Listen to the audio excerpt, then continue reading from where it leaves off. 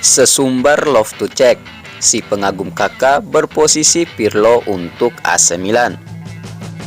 Rekrutan baru AC Milan Ruben Loftus-Cheek memberikan konferensi pers pertamanya dan langsung berani mengeluarkan sesumbar untuk Rossoneri. AC Milan berhasil menambal kepergian Sandro Tonali dengan merekrut Ruben Loftus-Cheek dari Chelsea pada bursa transfer musim panas 2023. Ruben Loftus-Cheek diangkut dari Stamford Bridge usai ditebus 16 juta euro plus bonus senilai 5,5 juta euro.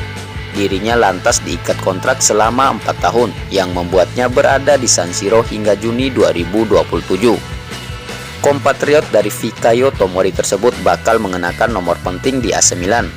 Loftus-Cheek bakal meneruskan warisan nomor punggung 8 yang sebelumnya dikenakan oleh Sandro Tonali.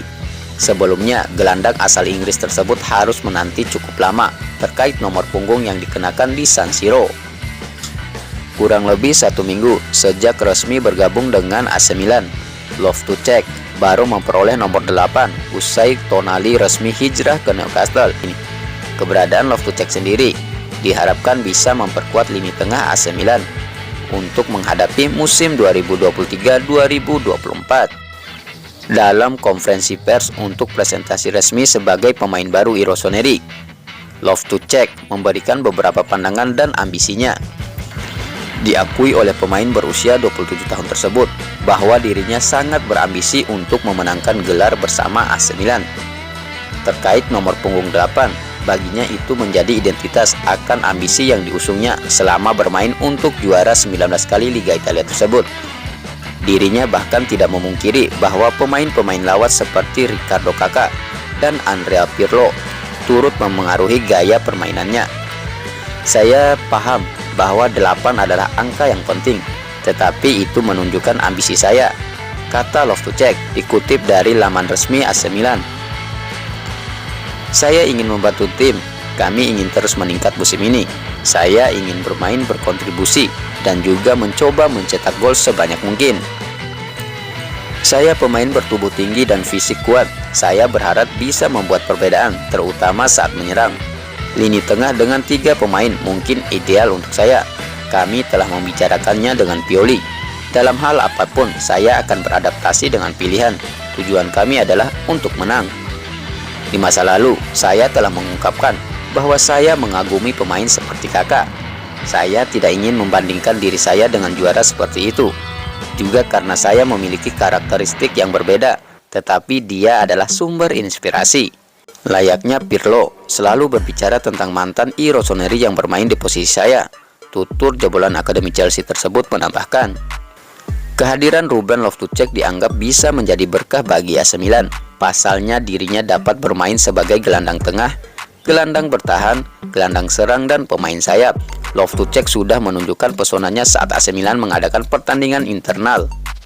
Pada sesi latihan perdana di Milanello, Italia, Loftus-Cheek mampu mencetak 1 assist untuk gol pembuka bagi Divock Origi. Game internal tersebut berakhir sama kuat 2-2.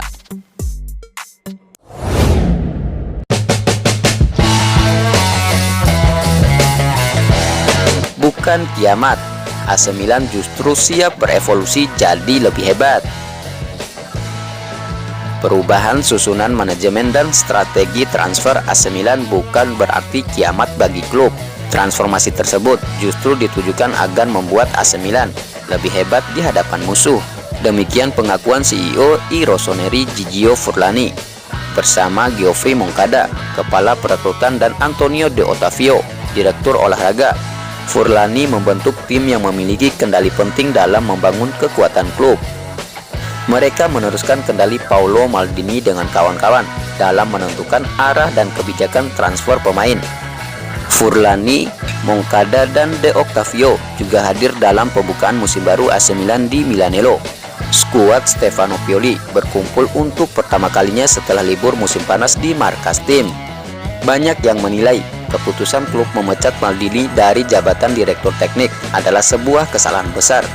Ex-kapten sekaligus legenda besar Rossoneri tersebut amat berjasa mendongkrak prestasi tim.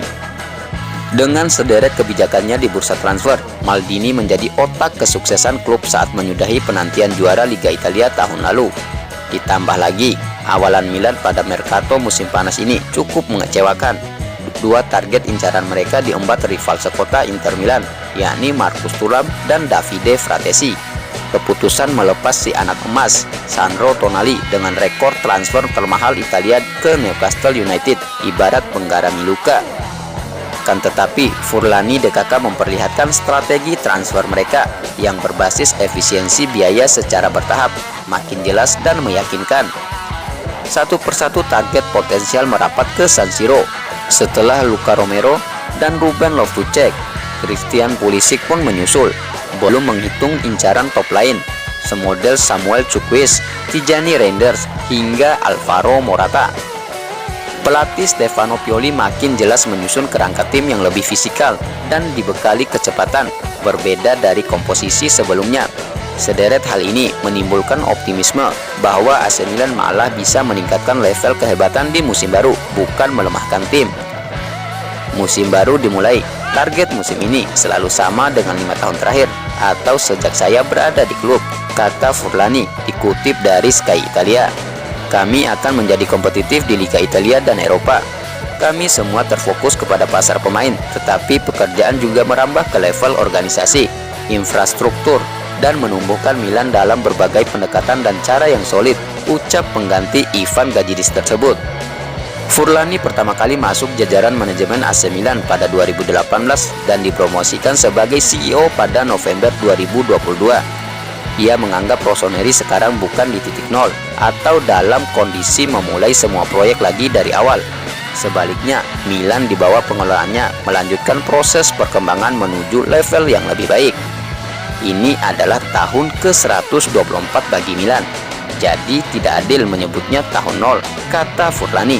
Ini adalah evolusi yang kami mulai 5 tahun lalu dan akan berlanjut untuk meningkatkan klub serta berusaha meraih hasil yang bahkan lebih bagus, tutur pria kelahiran Milano 44 tahun silam.